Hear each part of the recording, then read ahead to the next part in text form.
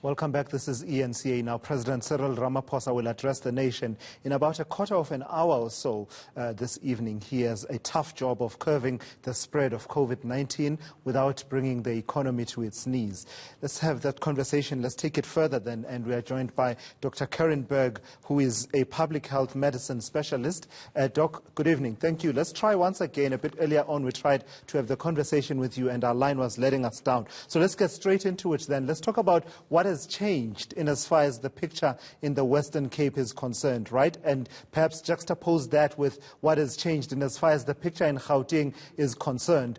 I was looking at the recoveries, the number of recoveries in Gauteng, somewhere in the region of some 30,000 of the cases that have been confirmed, 93,000 cases that have been confirmed, and about 580 people that have died from COVID-19. And by comparison, the Western Cape now is sitting at about 16,000 active cases. What changed?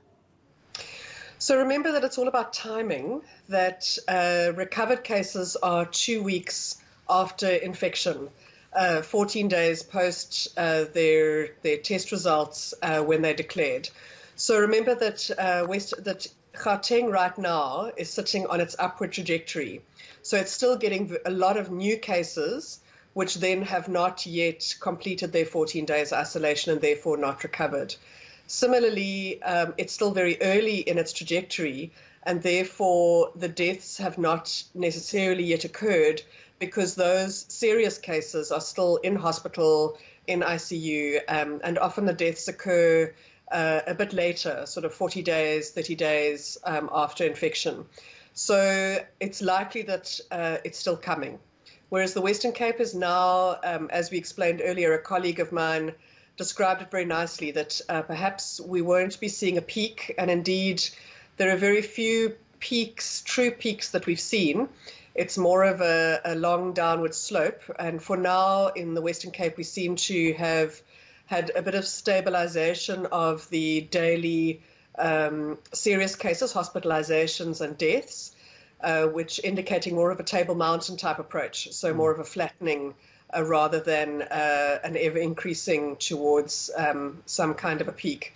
So remember that Western Cape, it will be reflecting decreased numbers of daily cases, simply because when the testing, when we had massive test backlogs approximately 6 weeks ago, we, in order to try and manage that and ensure that we got the serious cases, the testing criteria was changed, and so only serious cases were since then getting tested. But obviously hospitalizations and deaths, we're still comparing apples with apples at that point.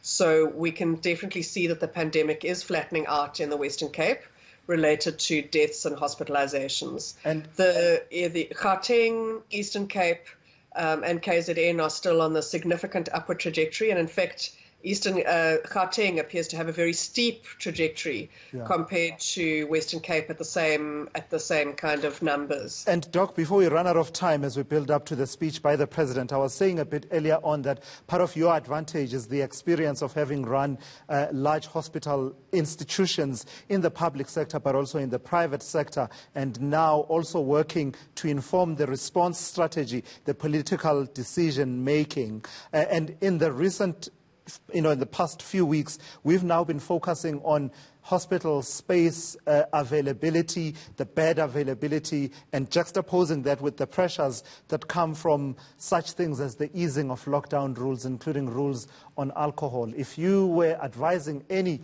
politician, let's not specify it to the President, who is expected to speak to us this evening, but if you had to make an input in that, how much pressure are we under by way of hospital infrastructure and bed availability versus what is happening with trauma units? So very definitely we could see in the early part of the epidemic that our excess deaths, which the South African Medical Research Council tracks for us, we in fact, unlike other countries, showed a decrease in our death numbers, which was very encouraging. But that was really due to the saving of deaths, based on the reduction in alcohol and the alcohol ban, which meant that we were not seeing the same degree of traumatic deaths related to alcohols, homicides, motor vehicle accidents, etc. So that's was very encouraging. Obviously, we've seen a reversion in our trauma units of seeing those kinds of injuries. Remember that injuries are far greater in number than deaths, but we are seeing that burden appearing again, particularly in our public hospitals. So certainly from a public health perspective, an alcohol ban is always advantageous. But I think the president and all our politicians are in a very difficult position, looking to mitigate both the risks of COVID as well as the economy. I think one of the things that we all need to bear in mind is that this pandemic is dependent on human behavior. And so regulations are always the last resort. What we really should be doing is that all of us should be ensuring that we protect colleagues and family and people around us, and ensuring that we do everything that we need to make sure that we are not transmitting the disease. The best way of being able to make sure that our hospitals don't get overrun is to stop the transmission of disease, and particularly to those who are most vulnerable. So we really need to be making sure that all of those non-pharmaceutical interventions, the NPIs that we talk of, so hand washing, physical distancing, masking, and making sure that we don't congregate in groups. So things like play dates and parties and dinner dates, meetings, all in person, are things that we really should be avoiding as much as we can. Public transport needs to be particularly looked at, both in terms of capacity of travelling, but also in terms of the taxi ranks and bus terminuses. Right. So those are the kinds of things that we would focus on, not a blunt instrument of an overarching hard lockdown again. All right. Dr. Kerrin Begg, thank you so much for your insights this evening. Really insightful conversation there. She is part of the team that's been advising the response strategy in the Western Cape, so her insights are absolutely valuable there. And you heard it from her. It's all up to us, really. The behavior change will be part of what she's calling non-pharmaceutical interventions.